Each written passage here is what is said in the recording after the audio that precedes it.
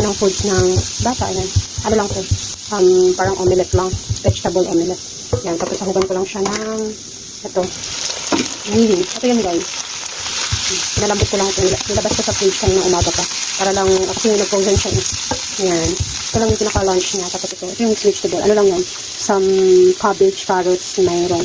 Eggplant, then green onions. Green onion leaves. Yan. Kasi pag fresh na gulay, hindi ko makain. Kasi alam yung gulay. I mean yung master fry lang. Kaya need siya i-omelette para hindi niya alam na gulay. O diba? Kaya fry lang pag sa bata. Like fish fillet, nuggets, chicken nuggets, ganun lang. Lang ka-easy, nilagyan ko lang siya ng egg, konting flour para lang mag-stick siya. Ayan, so, saka nyo siya i-fry. Ganyan lang ka-easy, guys. Ito lang din yung pinagprituhan ko kanina. Ganyan lang siya. Ayan.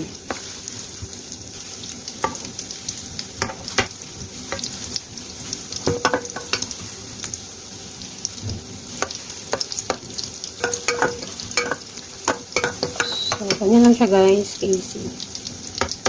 Yung foods niya guys, ayan na ito yung mixed vegetable omelette natin.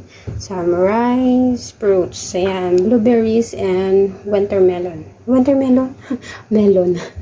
Melon pala, ayan. So, yan na yung pagkain niya for lunch.